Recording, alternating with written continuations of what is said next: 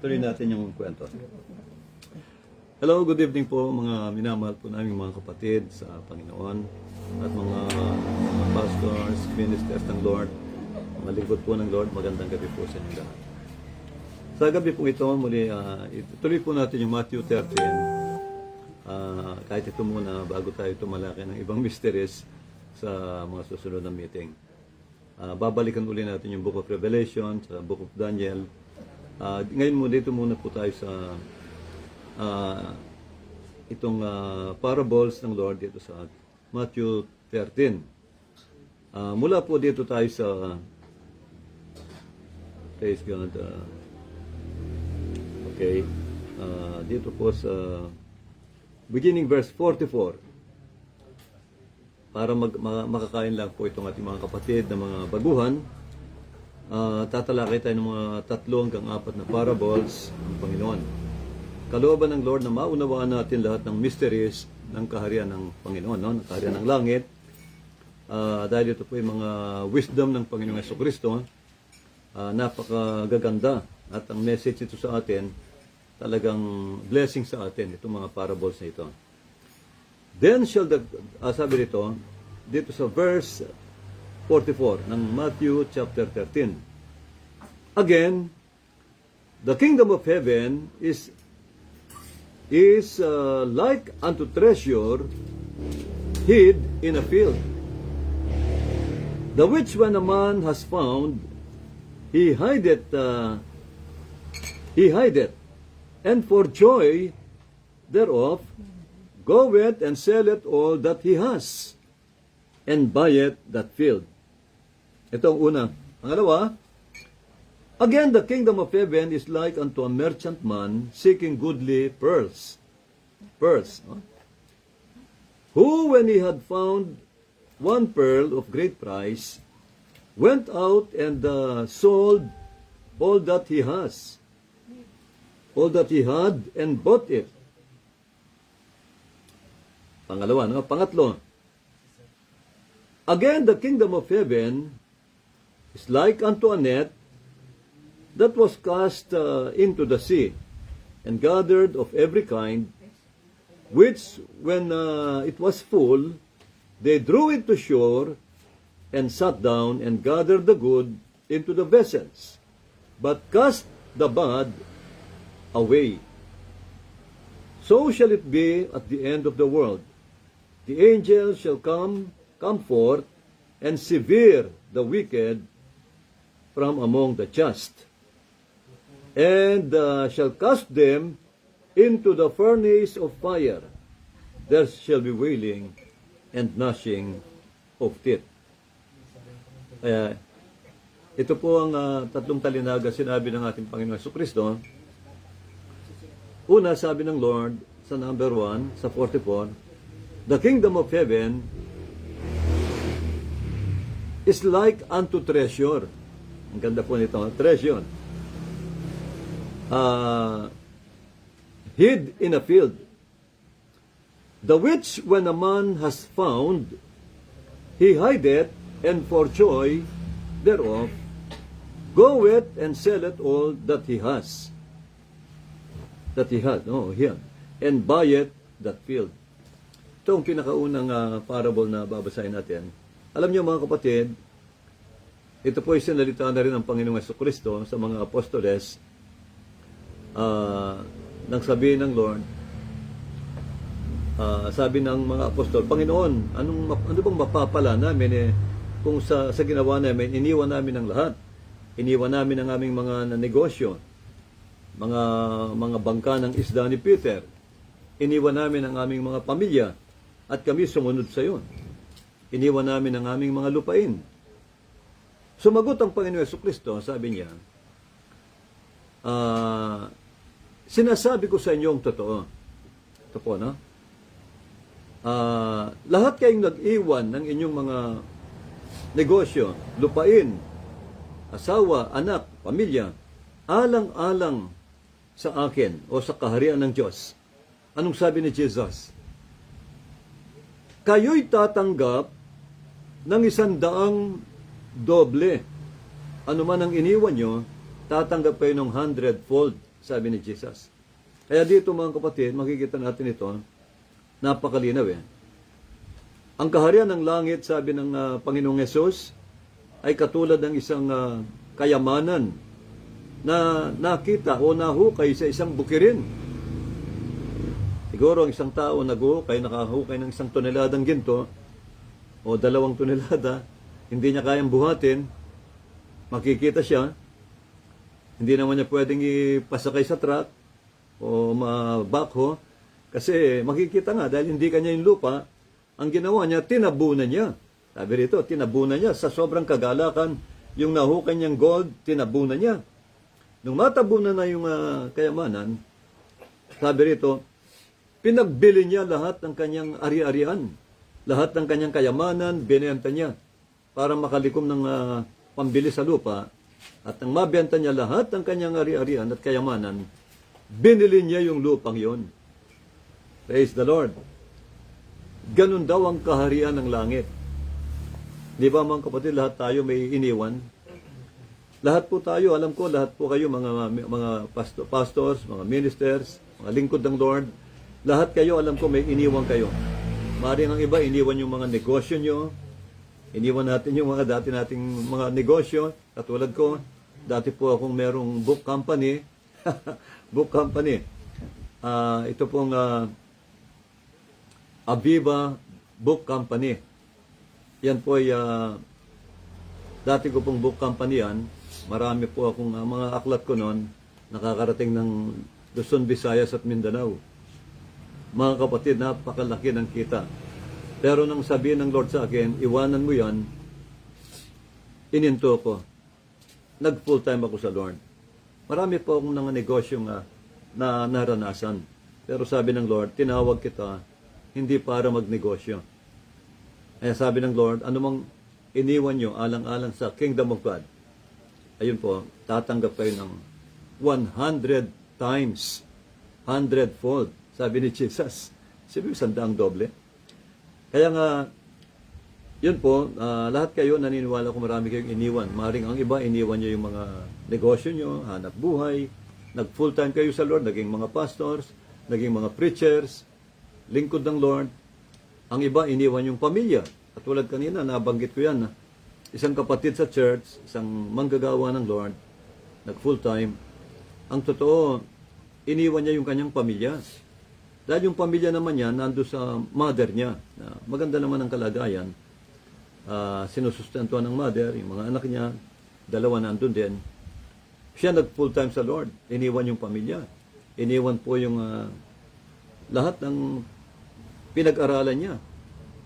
Ano siya, talagang commerce graduate, may maganda yung hanap buhay, pero iniwan niya yon. Nag-full time sa Lord, para lang sa kaharian ng Lord. Kaya ito ang sinabi ng Panginoon.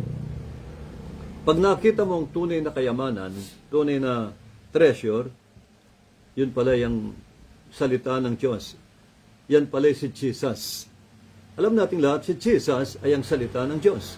Revelation 19, at si Jesus ay tinatawag na the Word of God. Kaya nga itong Bible, itong Word of God, at si Jesus ay iisa. Pag binabasa natin ang Biblia, pinag-aaralan natin si Jesus. Siya ang Word of God, in written form. Kaya nga, napakalaga ng Bible sa atin. Ito ang salita ng Lord. Mga kapatid, iisa yan. Si Jesus at ang salita ng Diyos ay iisa. Kaya sabi niya, ang kaharian ng langit matutulad sa isang kayamanan na nahukay ng isang tao. Ibig sabihin, natagpuan, nakita, nakilala. At nang makilala niya, mga kapatid, iniwan niya ang lahat. Maraming ganyan na mga lingkod ng Lord, iniwan ang lahat, sumunod kay Kristo, at naging lingkod ng Diyos. Yan po, mapalad po kayo. Kung ginawa niyo po yan, yun ang talinhagang ito, mga kapatid. Sabi rito, lahat ng kayamanan mo raw, pagbebenta mo para lang mabili mo yung kayamanan yun. Sapagkat yan ang tunay na kayamanan na hindi nasisira kailanman. Alam niyo na po, no? The Word of God. Si Jesus. Siya ang tunay nating kayamanan. Ang Panginoong Jesucristo. Number 2. Sabi nito again, ano yung susunod? the kingdom of heaven is like unto a net. Yung pangalawa, no? Mahalagang yung mga baguhan maunawaan nila ito itong mga talinhaga ni Jesus. Sinalita niya ito sa parables, no? Talagang siya ay Diyos ng karunungan. Sabi niya, ang kaharian ng langit ay may tutulad sa isang lambat na panghuli ng isda, that when that was cast into the sea, inihagis ito sa dagat, and gathered of every kind. Ay nakahuli ito ng iba't ibang uri ng isda, iba't ibang uri ng nabubuhay sa dagat. Sabi rito, verse 48, which when it was full, they drew it to shore and sat down and gathered the good into vessels, but cast the bad away. Nang ito'y mapuno na, nang ihagis nila na puno ng nahuli, at ito'y hinila nila papunta sa pampang, at pagdating sa seashore, ano sabi rito? Umupo sila at kinuha lahat ng magaganda, yung mga isdang, siyempre maraming isda yan, merong, sabihin na natin, merong galunggong, merong japayuki, merong lapu-lapu, merong, sabihin na natin, merong, ano yung masarap na isda na, meron akong isang paboritong isda sa dagat yung, pampano. Tama ka. Alam ni Sir Meli, yung pampano, grabe. Ang sarap, parang lapu-lapu rin, sister. Yung pampano po, ako napakasarap sa ay, may lutong kamatis. Ano ba yun? Lutong kamatis ba? Yung pangat din, sinigang, tsaka yung may kamatis, salsyado. Alam mo yung salsyado ba? Yung ginisa ka sa kamatis, ako napakasarap. Kahit anong luto, basta pampano, talagang isa yan sa paborito kong isda. Ngayon, mga kapatid, sabi rito, lahat ng magaganda, lahat ng isdang nakakain, kinuha nila. At saan nilagay? At nilagay sa vessel. Yung lalagyan nila, nilagay lahat ng pagkikinabangan, yung mabubuti. Ngunit, anong sabi rito? Ang mga masasama, and cast the bad away. Yung mga masasama na nahuli, ano yung mga yon? Maring merong mga shell na hindi nakakain, merong mga starfish na nahuli rin, mga dikya, yung mga hindi nakakain na nahuli, merong butete, may butete sa dagat, siguro may butete rin. Lahat ng hindi nakakain, mga bad, itinapon nila, cast away, sabi ng Biblia. Ngayon, sabi nito ng Bible, so shall it be at the end of the world. Sabi niya, no? Ganun din ang mangyayari sa katapusan ng mundo. Tandaan niyo po, sabi ng Panginoong Hesus, sinalita niya uli itong end of the world. 2 beses niya binanggit. Sa Mateo 24, tsaka rito sabi niya, ganun din sa end of the world. Meron talagang katapusan ng mundong ito. Kailan yon? Sa Armageddon. Sa panahon na ibuhos ng Diyos ang ikapitong mangkok, yun ang end of the world Yun ang the seven last plagues. Ang 7 pinakahuling salot na ibubuhos ng Diyos sa mundo ay ang 7 mangkok. At ang pinaka matinding tribulation dyan ay ang pang-7 mangkok. Kapag binuhos siya ng pang-7 anghel, naku mga kapatid, lilindol ng napakalakas. Grabe, mababagsak lahat ng bato na nakapatong sa bato. Lulubog ang mga isla. Ang mga bundok daw ay mapapatag, sabi ng Revelation 16. Isipin mo, bundok, ang pinakamatibay na structure sa mundong ito, mas matibay pa yan kaysa building. Yung mga building na sa Amerika, ng mga skyscraper doon, mga napakatataas na mga building. Sabi ng Biblia, mas matibay ang bundok. Pero yung mga bundok, mawawasak din. Mapapatag. Dahil ang mundong ito, talagang babaguhin na ng Lord ang landscape. Papatagin niyang mundong ito. At itatatag niya rito sa millennial reign of Christ, ang disenyong pinlano ng Lord. Kasi ang mga building ngayon, ang mundong ito ngayon, dinesign ng tao. Pero sa millennial reign of Christ, 1,000 paghahari ni Kristo sa lupa, kasama ng kanyang mga anak, ang Panginoon ang magde-design, mga kapatid. Aalisin niya ang ginawa ng tao na napakarumi, hindi maganda. Gagawin ng Lord na maganda itong mundong ito dahil siya nang maghahari ng 1,000 years. Pati ng kanyang mga anak, ang church. Kaya ang sabi rito, yun ang end of the world. Pagbuhos ng Lord sa ikapitong mangkok, doon nawawakasan ng Lord ang mundo. Halos mamamatay na lahat ng mga taong hindi chosen at meron lang matitirang buhay sa bawat bansa para magparaming muli. Manganak muli at magparami, magmultiply sa panahon ng millennium na paghahari ni Kristo. Mga kapatid, magpaparami silang muli bilang mga natural people. Mga kapatid, dahil ang mga glorified body lang doon, ang mga may, alam niyo na, may eternal life lang, mga Kristiyano, no? Yung mga tumanggap ng baptism of the Holy Ghost, yan ang magkakaroon ng tinatawag na eternal life. Sila wala ng kamatayan, wala ng magkakasakit, wala ng kahinaan. Basta inabutan ka ng Panginoon sa biyaya niya, nanampalataya ka, meron tayong buhay na walang hanggan. Pero yung mga maiiwan sa Armageddon, sa panghuling digmaang pandaigdig, na mga hentil na hindi tumanggap sa Lord, sila po ay magiging mga natural people pa rin na magpaparami.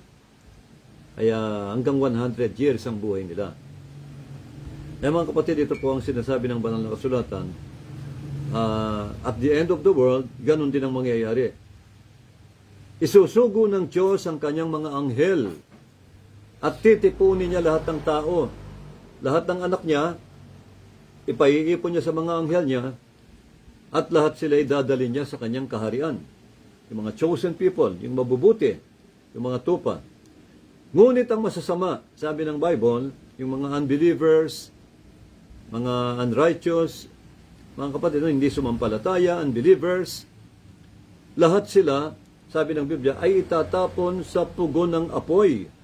Ano yung furnace of fire na yon? Ang impyerno o lake of fire. Diyan po itatapon ng Diyos ang mga masasama. Sabi ng Bible, yung mga hindi sumampalataya kay Jesucristo, yung hindi naniwala sa Ebanghelyo ng Panginoong Jesucristo, wala silang kaligtasan. Doon sila magsasuffer sa impyerno ng hindi lang 1,000 years, hindi lang 1 billion years o 1 trillion years o 1 sextillion years. Grabe po. Forever and ever, sabi ng Biblia, wala nang pahinga, walang hanggan ang kanilang torments. Wala na pong, hindi na sila lalabas doon. Kaya mga kapatid, talagang nakakatakot ang hindi maligtas. Kaya mapalad po tayo na sumampalataya tayo sa Panginoong Jesucristo, naniwala tayo sa salita ng Diyos. Mga kapatid, sabi ng Biblia, meron tayong buhay na walang hanggan. Paniwala pa kayo. Paniwala nyo lang ang gospel. Maliligtas ka. Sabi ni Jesus, Marcos 16, pangaral nyo ang aking ebanghelyo sa lahat ng tao. Sabi niya, sino mang sumampalataya at mabautismo na ay maliligtas. Kaya lahat daw ng sasampalataya sa gospel, mga kapatid, maniniwala sa salita ng Lord. Diretso natin sa Bible, meron silang buhay na walang hanggan. Hindi na parurusahan, kundi magkakaroon ng buhay na walang hanggan. Kaya nga itong pakikinig lang sa Ebanghelyo, maliligtas ka eh. Tingnan mo yung sinabi ni Jesus. John 15:2. Ano sabi ng Panginoon Jesucristo sa mga alagad? Now you are clean, sabi niya, through the words that I have spoken unto you. Ngayon malinis na kayo. Ngayon malinis na kayo. Ibig sabihin, wala nang kasalanan. Pinatawad ko na kayo. Dahil sa mga salita ko na inyong narinig at tinanggap, pinaniwalaan. Kaya ang gospel nagliligtas. Ang gospel po naglilinis ng kasalanan ng Ebanghelyo. Ito ang katotohanan. Kaya mga kapatid, napaka-powerful ng Word of God. Kaya yung mga taong hindi naniwala sa Ebanghelyo, talagang parurusahan yun. sila ang itatapon ng Lord sa pugo ng apoy. Ang apoy na alam natin lahat yun, yung pugo ng apoy, ang impyerno. At forever and ever, sabi ng Biblia, they will be tormented day and night, forever and ever. Wala nang pahinga, walang hanggan. Kaya nakakatakot talaga. Yun ang talinhagang sinabi ng Lord dito. Ang net na yan, yun ang talinhagang sinabi ng Lord na magkakaroon talaga ng tinatawag na great separation sa last days. Magkakaroon ng great separation. Ihiwalay ng Lord yung mga mabubuti sa mga masasama. Yung masama, itatapon sa apoy. Yung mabubuti, dadalhin sa kamalig ng Lord, sa kanyang kaharian, no? Sa langit. Katulad din yan ng tupa at kambing. Sabi ni Lord, talinhaga niya sa kanyang tupa at kambing. Sabi niya, sa last days, uupo na ang anak ng tao sa kanyang marangal na trono, at katulad ng isang pastol, lahat ng tao ay iaharap sa aking harapan, sabi ng Lord. At pagbubukod-bukodin ko sila. Ang lahat ng kambing, dadaling ko sa aking kaliwa. Ang lahat ng tupa, dadaling ko sa aking kanan. Yung mga tupa ko, sabi ng Lord, sabi ng Panginoon, sasabihin ko sa kanila, halika kayo, mga pinagpala ng aking Ama. Manahin niyo ang kaharian ng Diyos na hinanda sa inyo bago ko palalangin ang sanlibutan. Bago pa nalalang ang sanlibutan. Manahin niyo ang kaharian ng Diyos, ng langit. Sapagkat tinupad niyo ang aking kalooban. Amen.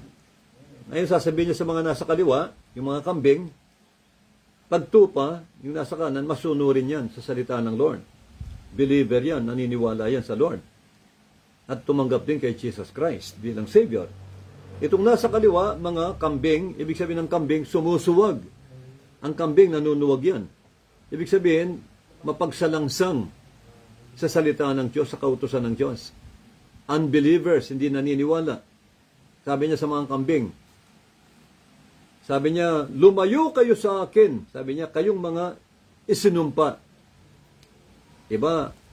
Great separation yon. Magkakaroon ng great separation sa judgment. Ihiwalay ng Lord yung tupa sa kambing. Magsilayo kayo sa akin, kayong mga isinumpa. Doon kayo sa apoy na hindi namamatay. Everlasting fire. Na nilikha para sa dyablo at sa kanyang mga anghel. Tingnan nyo, sabi ni Jesus, ang impyerno pala, nilikha ng Lord para sa dyablo, para kay Satanas, at sa kanyang mga anghel. Doon kayo, sabi ng Lord, sa apoy. Sapagkat hindi nyo sinunod ang aking kalooban. Naku mga kapatid, nakakatakot po yan. Kaya mga kapatid, ito po ang maliwanag po na sinabi ng ating Panginoon. Sabi niya, yun nga, mayroon talagang great separation. Kaya itong net na inihagis ng Lord na lambat, great separation po yan. Na katulad ng tupa at kambing, meron talagang mga chosen people na maliligtas. At merong predestinated sa kapahamakan. Meron po talaga. Sabi ni Jesus Christ, many are called, but few are chosen. Sa bibig ng ating Panginoong Jesucristo, nagmula yan. Sabi niya, hindi lahat ng tao maliligtas. Marami ang aking tinawag. Lahat ng tao, tinawag ng Lord yan, lahat ng tao. Ngunit, kakaunti lamang ang aking pinili. Kaya nga, magpuri tayo sa Diyos, mga kapatid. Magpasalamat po tayo sa Lord sa biyayang binigyan niya sa atin. Isa tayo sa kinahabagan ng Panginoon. Binigyan niya tayo ng malambot na puso para sumampalataya, maniwala, kaya meron tayong buhay na walang hanggan. Napakapalad po natin kung alam lang ng mga tao yan. Hindi lahat ng tao binibigyan ng Lord ng eternal life. Alam niyo ang Israel, silang lahat, ang Israel ngayon, mga unbelievers. Unbeliever ngayon ng Israel. Kaya nga, mas mapalad tayo sa Israel ngayon, mga kapatid. Kaya nga sabi ni Pablo di ba sinabi ni Apostol Pablo, ang Israel ngayon ay hindi tunay na Israel. Sino ang tunay na Israel? Sabi niya, kayo ang tunay na seed of Abraham. Seed of promise. Ang church, lahat ng tumanggap kay Hesus Kristo, lahat ng sumampalataya sa Ebanghelyo, tinatawag ng Panginoon na binhi ni Abraham. Mga kapatid, sila ang tinatawag ng Panginoon at ni Apostol Pablo na spiritual Israelites. Tayo palang sinisimbolo ng Israel. Ang Israel noon sa ilang, type and shadow lang natin. Hindi pa yun ang tunay. Ang tunay na Israel, sabi ni Pablo, ay kayo. Kayong sumampalataya kay Hesus Kristo. Tingnan mo ang Israel ngayon. Hindi ba ang Israel hindi tinanggap si Kristo? Hindi nila tinanggap. Ang totoo, pinatay nila si Kristo.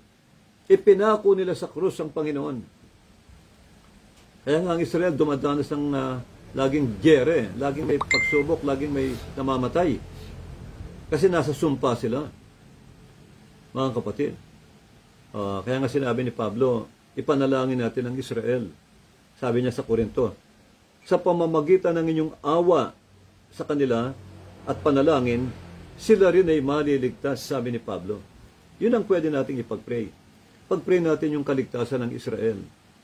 Na yung mga remnant, yung mga talagang tinatawag na elected Jews, ay ingatan ng Lord at iligtas.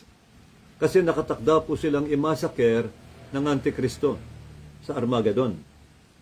Maraming papatay ng Antichrist sa Israel. 2/3 ang mamamatay. Ang matitirang buhay at nababalikan ni Kristo 1/3. Kaya nga, alam natin ang future ng Israel. Pero sila, hindi nila alam ang kanilang future. Kaya sabi ni Pablo, kahabagan niyo ang Israel. Sa pamamagitan ng inyong awa at panalangin, sila rin ay maliligtas, sabi ni Paul. Kaya nga mapalad po tayong mga hentil na sumampalataya kay Kristo, tayo ang ginawa ng Lord na church. Mapalad po tayo. Praise God. Kaya ito ang great separation. At panghuli, dito na tayo sa panghuli siguro. Dito tayo sa chapter 11 at chapter 13 pa rin. 13, verse 31. Continuation po ng parable ni Jesus sa chapter 13. Kasi dito siya maraming parables eh. Sa Matthew chapter 13, ang gaganda ng mga parabola. Kailangan bawat Kristiyano, mga kapatid, maunawaan nila yung mga parable na ito. Kailangan maunawaan po natin ito.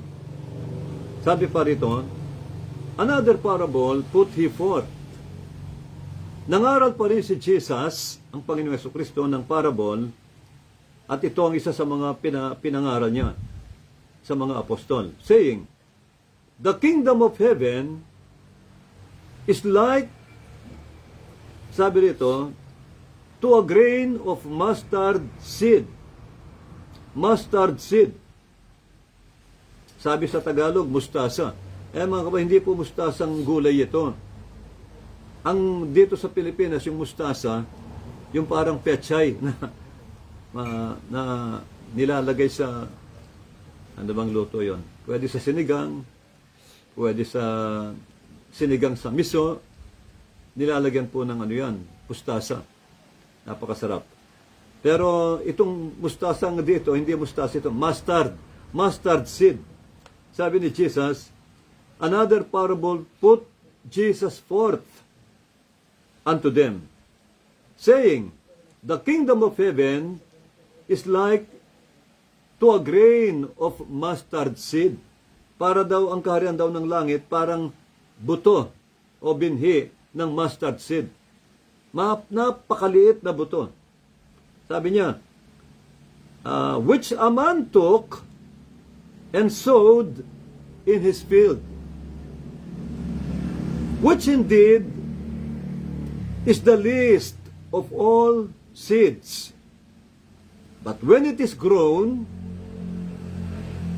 it is the greatest among herbs, and becometh a tree, so that the birds of the air, sabi rito, come and lodge in the branches thereof. Ang ganda po nito. Napakaganda ang parable na ito. Sabi ni Jesus, Ang kaharian ng langit ay katulad ng mustard seed, binhi, o buto ng mustard seed. Herb yan eh. Pero, pagka sa katagalan, ilang taon, lumalaki yan na parang punong kahoy. Nagiging tree. Nagiging punong kahoy na malago ang dahon. Sabi ng Lord, ang mustard seed pinakamaliit na binhi yata sa lahat ng buto. Pero nang ito'y itinanim sa bukirin, ito'y tumubo at lumaki at naging isang malaking punong kahoy. At malago yung kanyang mga sanga, ang mga dahon na makapal, kaya yung mga ibon sa parang ay pumunta sa kanya at nagkanlong, nanirahan yung mga ibon doon. Napakaganda nitong parable ni Jesus na ito. Kanina tinatanong ko yung mga kapatid, ano bang ibig sabihin ito mga kapatid? Alam niyo mga kapatid, ang alam natin ang Lord, pinaliwanag niya na yung mga parable. Ano ba yung seed na sinabog ng Son of Man? Sabi ng Panginoon, pinaliwanag ni Jesus yung parable of the sower. Sabi niya, the sower is the Son of Man. Ang nanghasik ng binhi ay walang iba kundi si Jesus, ang Panginoong Jesucristo. At ang binhi, alam nating lahat, ay walang iba kundi ang Word of God. Word of God, salita ng Diyos. Di ba ang salita ng Diyos sa mundo parang hindi pinapansin? Parang sa tingin ng mga tao, ay wala yan, ano lang yan, Bible lang yan. Para bang walang kwentang aklat. Hindi pinapansin. Mas mabuti pa yung mga walang kwenta sa internet, sa YouTube, tsaka sa, alam niyo, sa Facebook, internet. Nahuhumaling yung mga tao mga video games, Mobile Legend. Kung ano yung walang kwenta, yun ang kinahuhumalingan ng tao. Pero ilapit mo ang binhi, ang Word of God, walang panahon. Sa tingin nila na walang kwenta, maliit lang. Pinakamaliit na bagay. Sabi ng Lord, maliit na binhi ng mustard seed. Pero nang ito'y itinanim sa bukirin. Ano ang bukirin? Hindi ba ang mundong ito, ang mga tao? Tayo ang tinatamunan ng binhi ng Lord. Kaya makikita mo sa parable of the sower. Sabi ng Lord, ang binhi ay ang salita ng Diyos. Isinabog ito sa puso ng mga tao. Merong natanim sa batuhan, merong natanim sa magandang lupa, perfect. May natanim sa daan, matigas. May natanim sa dawagan. Kaya hindi namunga. Ang mga natamnan, mga tao po ito, mga tao sa sanlibutan, mga nakarinig ng aral ng Ebanghelyo. Nang ipangaral ng Ebanghelyo, merong tumanggap, no? Merong tumanggap, merong hindi. Matigas ang puso, parang daan. Kaya mga kapatid, alam na natin ang binhi ay ang salita ng Diyos. Nang itanim ito sa bukirin at tumubo, tinanim sa isang tao, tumubo sa puso mo ang Word of God, ang mustard seed, anong mangyayari? Lumaki ito na parang malaking punong kahoy at dumating ang mga ibon, nagkanlong doon at nananahan. Ibig sabihin, ang tao po na tumanggap sa salita ng Diyos ay palalakihin ng Diyos. Pagpapalain ka ng Diyos. Kapag ang Ebanghelyo, ang salita ng Diyos na naririnig natin, pinapasok mo sa puso mo, hinayaan mong tumubo, lalaki ka. Magiging malaking tao ka. Pagpapalain ka ng Diyos. Bakit? Bakit ka pagpapalain? Upang maging pagpapala ka rin sa ibang tao. Ito ang pangako ng Lord kay Amang Abraham. Lahat tayo'y binhi ni Abraham. Seed of promise po tayo. Seed of Abraham. Sabi ng Panginoon kay Abraham, Abraham, pagpapalain kita upang ikaw ay maging pagpapala rin sa iba. Praise the Lord. Pinagpapala tayo ng Lord para tayo maging pagpapala rin po sa ating kapwa. Kaya nga palalakihin ka ng Lord At yung mga ibon, lalapit sa iyo. Ang ibon, alam niyo lahat, pag ibon, maraming ibon, simbolo ng mga tao. Lalapit sa iyo yung mga tao. Lalapit sila.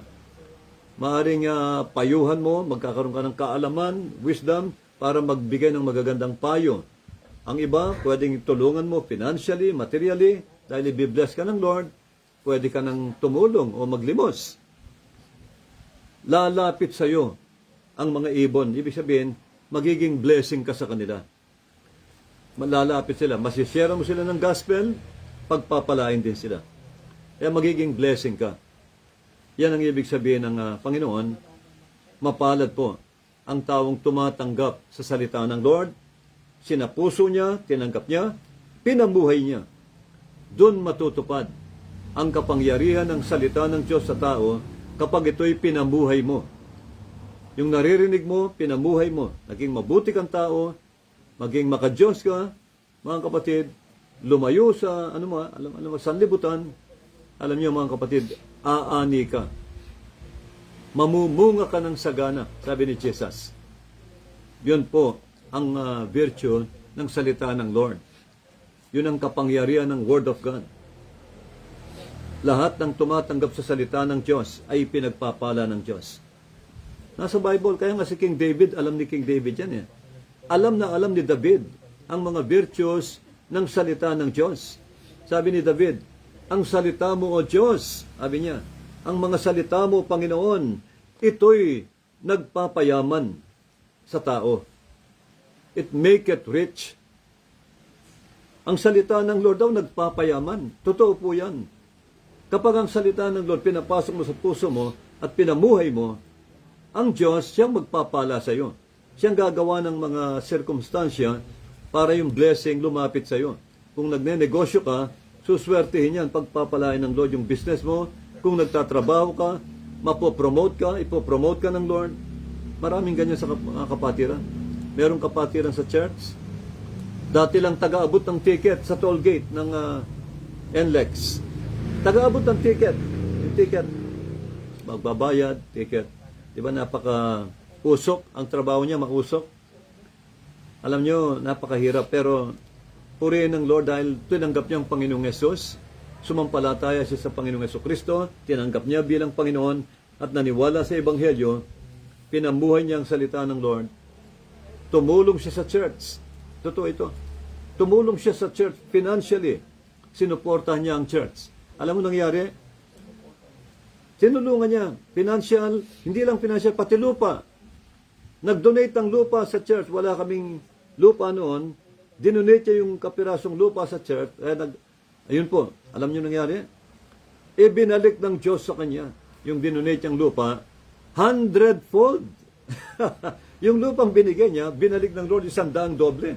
Ilang hektaryang lupa ang binigay ng Lord sa kanya. Kaya sa totoo yung sabi niya, anumang dinonate nyo sa church, anumang tinulong nyo, paalang-alang sa akin o sa Ebanghelyo, mga kapatid, sabi ng Lord, tatanggap kayo ng 100 doble sa mundong ito.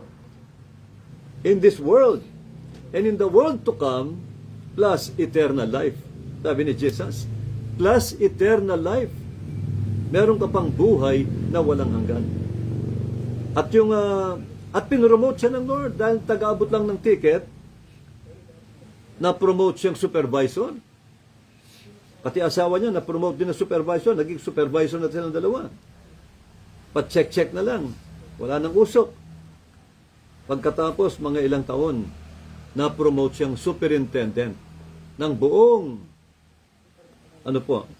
North and South Expressway. Sipin niyo mga kapatid, hawak mo buong kaya napaka laking blessing. Kaya sabi ng Lord, ang salita ng Diyos ay nagpo-promote sa tao. Ipo-promote ka ng salita ng Diyos. Totoo po ito. Naranasan ito ng lahat ng kapatiran. Mga kapatid, sabi ni David, yan ang virtue ng salita ng Lord. Ang salita mo, O Diyos, ay nagpapayaman sa amin. Totoo po yan. Pangalawa, sabi ni David, ang salita mo, O Diyos, ay tanglaw, liwanag, ilaw sa aking daraanan. Kaya nga si David hindi natitisod. Hindi siya alam niyo na, hindi na derail, no? Hindi siya natitisod. Kaya pinagpala ng Lord si King David. Kaya nga si David alam niya ang power ng Word of God. Ang salita mo, O Diyos, sabi niya, higit pa sa ginto at silver. Sabi ni David. Totoo yan, dahil ito ang tunay na ginto. Ito ang tunay na kayamanan natin. Higit pa sa ginto. Ano ba sabi ng Lord? Ang sabi ni David, ang salita mo, O Diyos, higit pa sa honey, sa tamis. Sweeter than honey. Amen. Alam ni David, ni King David, ang mga virtues ng salita ng Lord. Ang salita mo, O Diyos, ay naglilinis ng kasalanan. Tingnan niyo mga kapatid. Napakaraming kapangyarihan ng salita ng Diyos. Ang salita ng Diyos ay nagliligtas sa kapahamakan. Ang salita ng Diyos, ang dami po, mga kapatid. Nagbibigay ng karunungan at kaalaman. Amen. Magiging matalino ka kapag binabasa mo ang salita ng Diyos. Kaya totoo ang parable ni Jesus Christ. Ang mustard seed, bagamat hindi pinapansin sa mundo, ang tingin niya maliit na buto lang, pero nang tumubo sa puso ng tao, ang taong yan ay lalaki, pagpapalain, ipopromote ng Lord. Mga kapatid, isang pulubi, sabi ng Lord, kaya kong gawing hari, sabi niya. Totoo yan. Maraming kapatid ang ganyan po, na promote sila dahil sa salita ng Diyos. Pananampalataya sa Ebanghelyo at kay Kristo. Yun ang mga susi. Thank you, Lord. Mga kapatid, siguro, meron pa ba? Meron pa rito na. Last. Last na lang po ito. Marami pa, no? Pero, talakay natin yung isa. Last na lang po, na parable. 13 pa ulit tayo, no? Okay, last na po ito, bago tayo manalangin. Ito pong parable of itong leaven, no? Leaven, no? Another parable spake he unto them, the kingdom of heaven is like unto a leaven, which a woman, sabi nito, took and hid in 3 measures of meal, till the whole was leavened. Ang kaharian daw ng langit ay may tutulad sa isang lebadura, leaven, yung pampaalsa, na kinuha ng isang babae at inilagay sa arena, meal, no, arena, at hanggang sa yung buong arena ngayon, umalsa. Umalsa lahat. Ano ibig sabihin ng Panginoong Yesus dito, mga kapatid? Ano ba yung lebadura? Minsan, nagsalita si Jesus sa mga apostol, sabi niya, beware of the leaven of the Pharisees. Mag-ingat kayo sa lebadura ng mga Pariseyo. Yun, sinabi ni Jesus yan, mag-ingat kayo sa lebadura nila, o sa leaven nila, no? Ano ba yung leaven? Ano ba yung lebadura? Diba, sa itong sinabi ng Lord na talinaga, alam nating lahat, ito'y wrong doctrine. Yung mga false doctrine. Sabi ni Jesus, mag-ingat kayo, iwasan nyo ang lebadura ng mga Pariseyo. Sabi ng Lord, yung mga mali nilang aral. Kaya sa lebadura, meron talagang masamang lebadura, meron namang mabuting lebadura. Itong tinagong ito, may lebadura na katulad ng salita ng Diyos, mabuting lebadura, pag ito'y tinanggap ng isang tao, nilagay sa isang arena, ang arena aalsa. Ang linaw ng sabi nila, ang kingdom of God, katulad ng lebadura na nilagay ng babae sa isang arena. Compound meaning ang leaven sa Bible. Merong mabuting lebadura, merong masamang lebadura. Yung mabuting lebadura, siyempre yung magagandang aral ng Lord, yung salita ng Diyos, may epekto yan sa tao. Pag yan itinago mo sa iyong puso, talagang aalsa ka. Parang tinapay na lalagyan ng pampalsa. Ibig sabihin, walang pagkakaiba dito sa katabi niya na mustard seed. Kapag ang mustard seed tumubo sa puso mo ang salita ng Diyos, lalaki ka, parang puno. Ganon din sa lebadura, aalsa ka. Kapag ang salita ng Lord tinanim mo sa puso mo, aalsa ka. Ibig sabihin, lalaki ka. Pagpapalain ka ng Diyos sa mundong ito. Magtatagumpay ka. Sabi ng Biblia. God can make you a great person, no? Pwede kanyang palakihin sa mundong ito. Pwede kanyang pagpalain. Pwede kanyang, sabi nga niya, ang isang pulubi, kaya kong gawing hari. At ang hari, kaya kong gawing pulubi, sabi ng Lord. Siya lahat ang gumagawa niyan. Hindi tao. Hindi tao ang nagbibigay ng gumagawa ng destiny sa buhay niya. Ang Diyos mismo ang nagtatakda ng lahat. Totoo po yan. Kaya, mga pastors, mga ministers, ang Diyos ang nagtalaga sa iyo yan para magamit niya. Sa pangangaral ng Ebanghelyo, ang Panginoon po ang tumawag sa atin. Hindi tayo ang tumawag sa Kanya. Nasa Bible yan. You have not chosen me. Sabi niya sa John. You have not chosen me. Hindi kayo ang tumawag sa akin. But I have chosen you. Ako ang tumawag talaga sa inyo. And ordained you that you should go and bring forth fruit. Di ba? And that your fruit should remain. That whatsoever thou shalt ask the Father in my name, ibibigay niya sa inyo. Ibibigay niya. Tutugunin kayo ng Ama. Kapag tayo pala'y namumunga na, lalo tayong pagpapalain. Tandaan niyo po, pag ang Kristiyano namumunga na, ayan na po, diyan na darating ang marami pang blessing. Kasi nagiging spiritual na siya. Tandaan niyo sinabi ni Jesus, seek ye first the kingdom of God. Unahin yung lagi ang Panginoon, ang kingdom of God. At lahat ng bagay na kailangan nyo sa mundo, pagkakaloob niya. Katulad kanina, Brother Val, gusto nung taong kausap namin sa Manila, unahin sila. Kasi umagang dumating Sabi ko, hindi pwede. Unahin natin ang Panginoon. Meron tayong, alam nyo na, worship ngayon. Mag-worship muna kami sa Panginoon, maglilingkod. Pagkatapos naming mag-worship, sa gawain, fellowship, doon kami pupunta. Sabi ko, kaya kanina hapon na ako pumunta. Galit na galit sila. Galit na galit sila. Talagang nagpupuyos. Dahil, siyempre, galing pa ng Manila, brad, no? Saka yung mga kasama nila. Hindi ko pinansin. Basta ako, inuna ko si Lord. Inuna ko ang Panginoon. Sabi ko, pag inuna natin si Lord, magiging maganda ang resulta. Tignan mo, brad. Tagumpay. Yung resulta, lahat sila, sinara ng Diyos ang bibig nila. Lahat sila napahiya. Kaya umuwi ako na masayang masaya sa tagumpay. Binigyan tayo ng Lord ng great, alam nyo na, success, no? Kaya ngayon mga kapatid, kaya masaya kami sa nangyari kanina. Ito yung sinabi ng Lord, seek ye first the kingdom of God. Unahin mo siyang lagi. At lahat ng kailangan nyo, sabi ng Lord, sa mundong ito, pawang idaragdag ko lang sa inyo. Napatunayan ko po yan. Kaya yan ang lagi ko sinasabi sa church.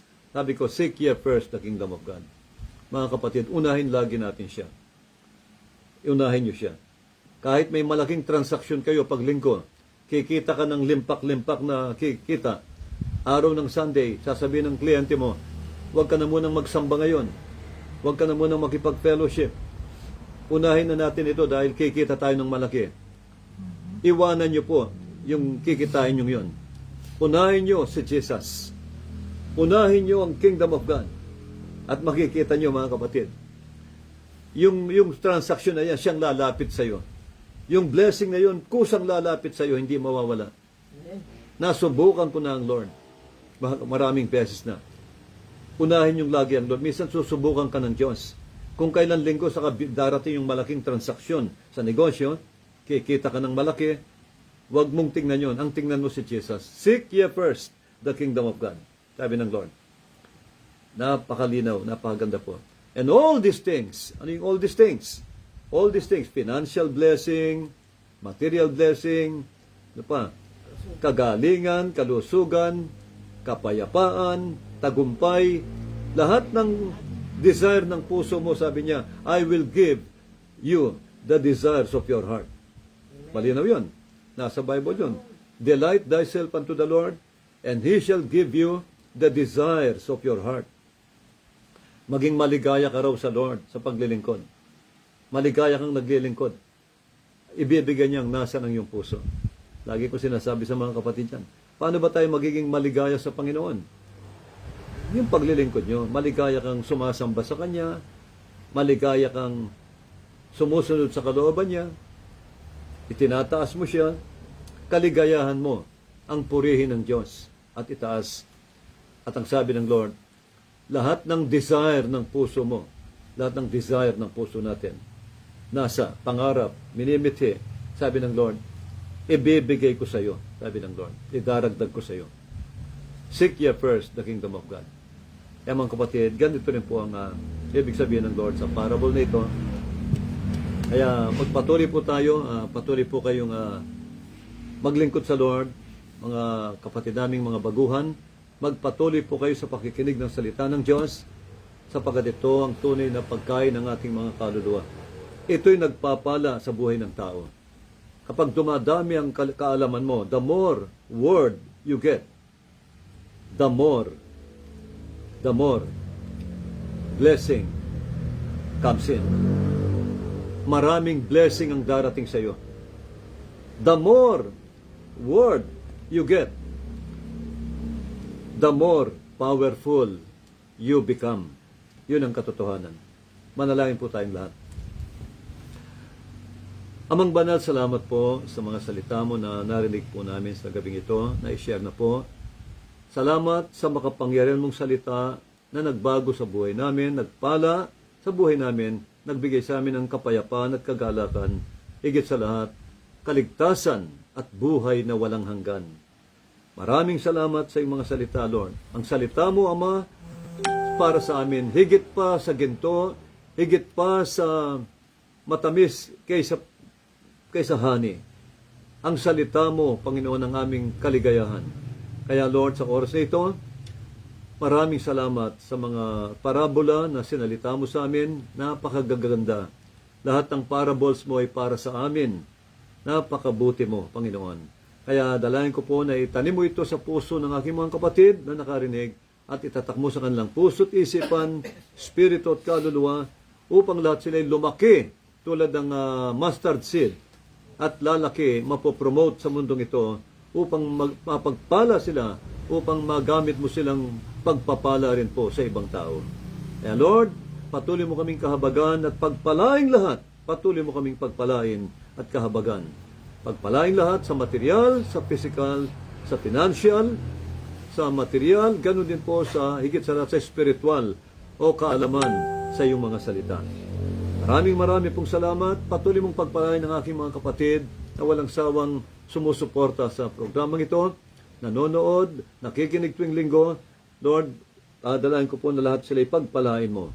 Dinggin mo ang kanilang mga dalangin, lutasin ang kanilang mga problema sa financial o anumang problema, at dalahin ko po na ibuhos mo sa kanilang kasaganaan sa buhay, ibuhos mo sa kanilang kasaganaan na pangako mo na siksikliglig at umaapaw na pagpapala sa lahat ng bagay.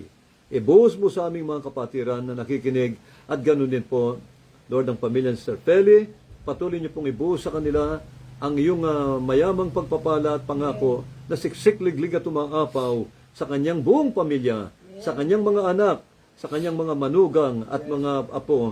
Lord God, patuloy mo silang ingatan, patuloy mo silang i-promote sa mundong ito at dalahan ko ang kaligtasan ng buo niyang angkan, Panginoon. Ganun din si Brother Val, Brother Romy at lahat ng lingkod mo, Lord, na hindi namin namanggit, pagpalain niyo pong lahat. Lord God, sa gabing ito, bantayan mo lahat ng iyong mga anak sa kanilang pagtulog at pamamahinga. Lord God, sa gabi, ilayo mo sila at ipagadya sa anumang mga bangungot o masasamang panaginip o pangitayin na bigay ng kaaway. At dalahin ko po, Lord, sa umaga, gisingin mo silang lahat na may pusong mapagsamba sa iyo, pusong mapagpasalamat at mapagpuri sa iyo, Panginoon. Marami po salamat sa pangalan ng aming Panginoong Jesucristo. Lord God, ito po lahat ng aming dalangin, Lord, na may pasasalamat na. In Jesus' name, amen and amen. Thank you, Lord. God bless you po. Magandang gabi po. Magkita-kita tayong muli sa susunod na linggo. God bless you po. God is so good. God